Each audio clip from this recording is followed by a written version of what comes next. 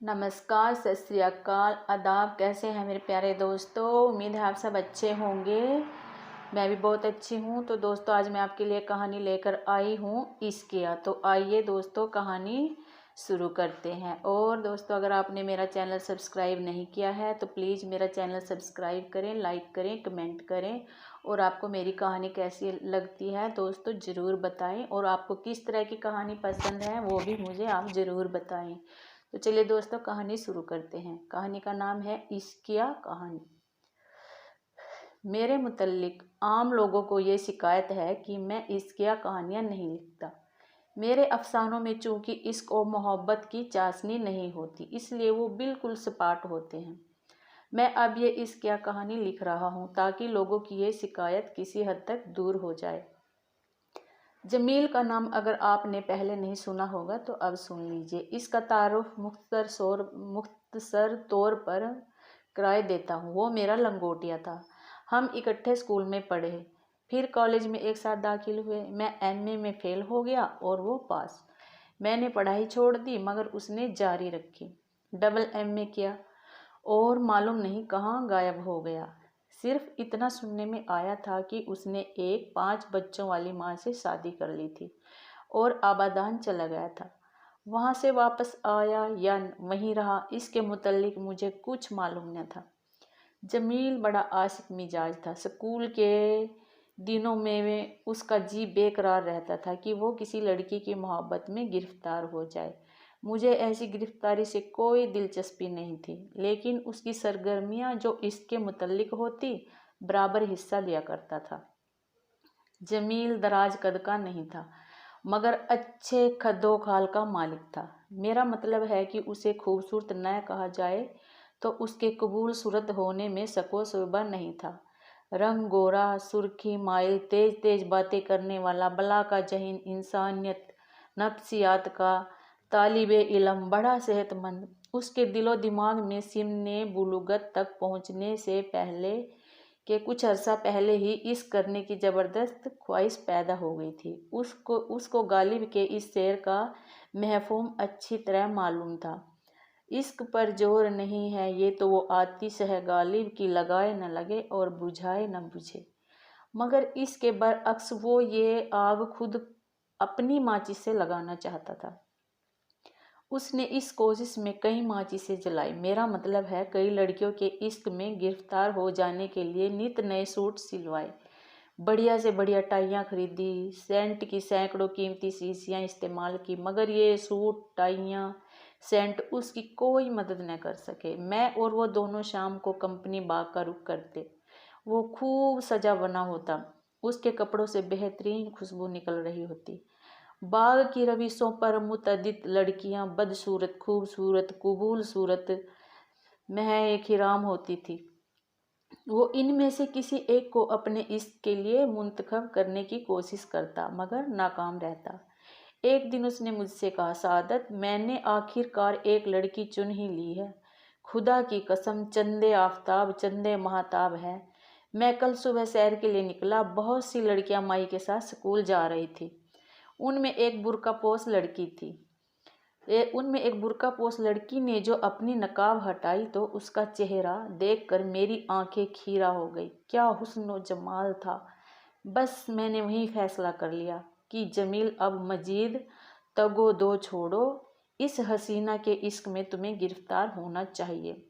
होना क्या, तुम हो चुके हो। उसने फैसला कर लिया कि वो हर रोज़ सुबह उठकर उस मकाम पर जहां उसने उस काफिर जमाल हसीना को देखा था पहुंच जाया करेगा और उसको अपनी तरफ मुतवज्जा करने की कोशिश करेगा।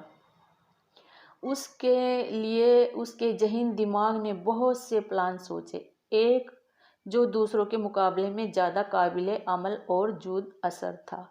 उसने मुझे बता दिया था। उसने हिसाब लगाकर सोचा कि 10 दिन मुतवातिर लड़की को एक ही मकाम पर खड़े रहकर देखने और घूरने से इतना मालूम हो जाएगा कि उसका मतलब क्या है, यानी वो क्या चाहता है। इस मुद्दत के बाद वो इसका रद्द अमल मुलाहिजा करेगा और इस ताजिए के बाद कोई फैसला मुतरिब करेगा।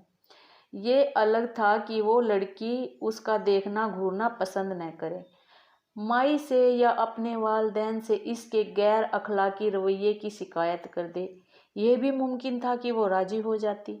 उसकी साबित कदमी उस पर इतना असर करती कि उसके साथ भाग जाने को तैयार हो जाती।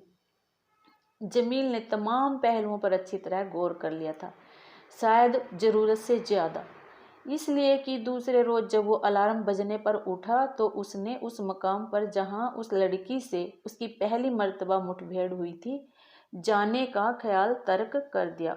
उसने मुझसे कहा, सादत, मैंने ये सोचा है कि हो सकता है स्कूल में छुट्टी हो क्योंकि जुम्मा है। मालूम नहीं इस्लामी स्कूल में पढ़ती है या किसी गवर्नमेंट स्कूल में। फिर भी ये मुमकिन था कि अगर मैं उसे ज़्यादा शिद्दत से घूरता तो भन ना जाती। इसके अलावा इस बात की क्या जमानत थी कि 10 दिन के अंदर अंदर मुझे उसका रद्द अमल यकीनी तौर पर मालूम हो जाएगा।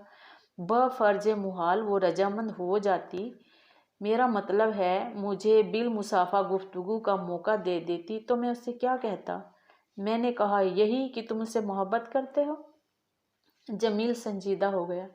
यार, मुझसे ये कभी ना कहा जाता। तुम सोचो ना, अगर ये सुनकर वो मेरे मुंह पर थप्पड़ मार देती तो जनाब आपको इसका क्या हक हासिल है? तो मैं क्या जवाब देता? ज़्यादा से ज़्यादा मैं कह सकता कि हुजूर, मोहब्बत करने का हर इंसान को हक हासिल है। मगर वो एक और थप्पड़ मेरे मार सकती थी कि तुम बकवास करते हो, कौन कहता है तुम इंसान हो। किस्सा मुख्तसर ये कि जमील उस हसीनो जमील लड़की की मोहब्बत में खुद को अपनी तज्जिया खुदी के बाइस गिरफ्तार न करा सका, मगर उसकी ख्वाहिश बदस्तूर मौजूद थी। एक और खूबसूरत लड़की उसकी तलाश करने वाली निगाहों के सामने आई। उसने फौरन तहैया कर लिया कि उससे इश्क लड़ाना शुरू कर देगा। जमील ने सोचा खतों किताबत की जाए। चुनाचे उसने पहले खत के कई मुसवदे फाड़ने के बाद एक आखिरी इश्क और मोहब्बत में सराबोर तहरीर मुकम्मल की, जो मैं यहाँ मिनो अन नकल करता हूँ। जान जमील, अपने दिल की धड़कने सलाम के तौर पर पेश करता हूँ। हैरान न होइएगा कि ये कौन है जो आपसे यूं बेधड़क हम कलाम है। मैं अर्ज किए देता हूँ, कल शाम को 6:15 बजे नहीं, 6:11 पर जब आप अमृत सिनेमा के पास तांगे में से उतरे तो मैंने आपको देखा। बस एक ही नज़र में मुझे मसहूर कर लिया। आप अपनी सहेलियों के साथ पिक्चर देखने चली गई और मैं बाहर खड़ा आपको अपनी तसव्वुर की आंखों से मुख्तलिफ रूपों में देखता रहा। 2 घंटे के बाद आप बाहर निकले, फिर जियारत नसीब हुई और मैं हमेशा हमेशा के लिए आपका गुलाम हो गया। मेरी समझ में नहीं आता कि मैं आपको और क्या लिखूं। बस इतना पूछना चाहता हूँ, क्या आप मेरी मोहब्बत को अपने हुस्न जमाल के साइन समझेंगी या नहीं? अगर आपने मुझे ठुकरा दिया तो मैं खुदकुशी नहीं करूँगा, जिंदा रहूँगा ताकि आपके दीदार होते रहें। आपके हुस्न जमाल का परस्तार जमील। ये खत उसने मेरे घर में एक खुशबूदार कागज़ पर अपनी तहरीर से मुंतकिल किया था। लिफाफा फूलदार और खुशबूदार था, जिसको जमालियाती जोक ने पसंद नहीं किया था। चंद रोज के बाद जमील मुझसे मिला तो मुझे मालूम हुआ कि उसने ये खत उस लड़की तक नहीं पहुंचाया। अव्वलन इसलिए कि इश्क का आगाज खत से करना नामुनासिब है। सानियन इसलिए कि इस खत की तहरीर बेरब्त और बेअसर है। उसने खुद को लड़की मुतसव्वर करके ये खत पढ़ा और उसको बहुत मज़हक़खेज़ मालूम हुआ। सालिसन इसलिए कि तफ्तीश करने के बाद उसको मालूम हुआ कि लड़की हिंदू है।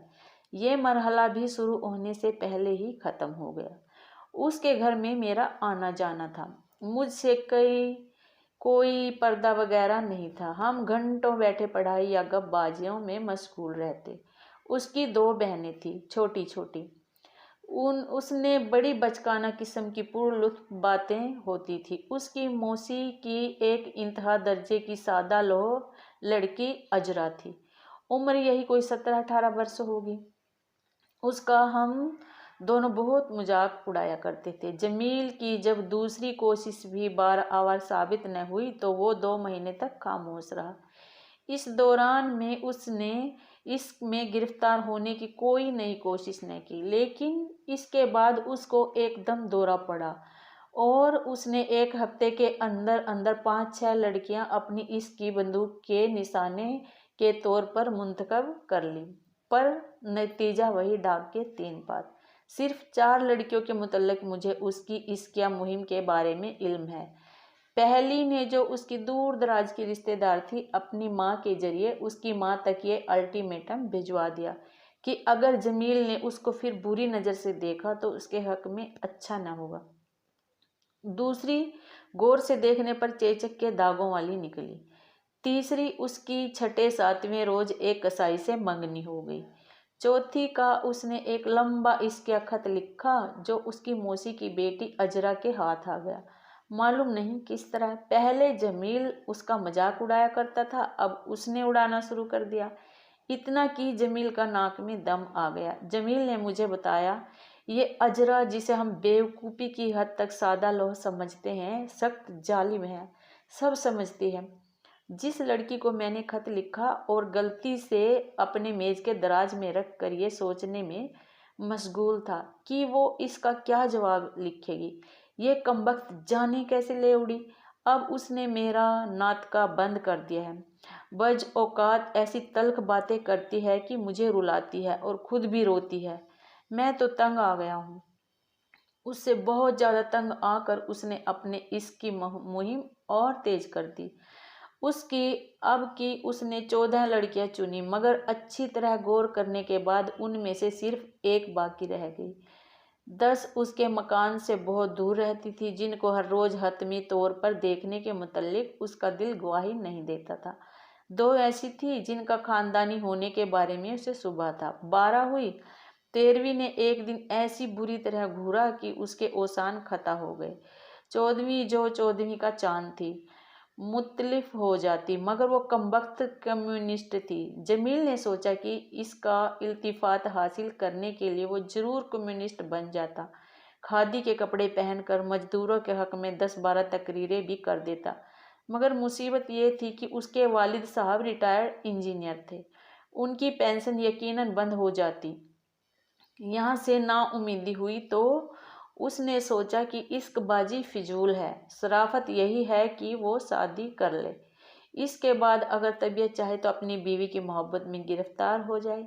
चुनाचे उसने मुझे इस फैसले से आगाह कर दिया। तय ये हुआ कि वो अपनी अम्मी जान और अपने अब्बा जान से बात करे।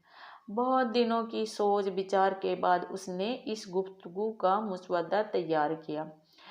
सबसे पहले उसने अपनी अम्मी से बात की। वो खुश हुई। इधर उधर अपने अजीजों में उन्होंने जमील के लिए मौजूद रिश्ता ढूंढने की कोशिश की, मगर नाकामी हुई।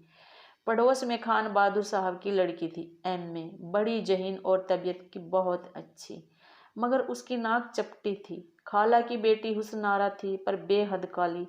सुगरा थी। उसके वालिदैन बड़े खसीस थे। जहेज में जितने जोड़े जमील की माँ चाहती थी, उससे तो वो आधे देने पर भी रजामंद नहीं थे।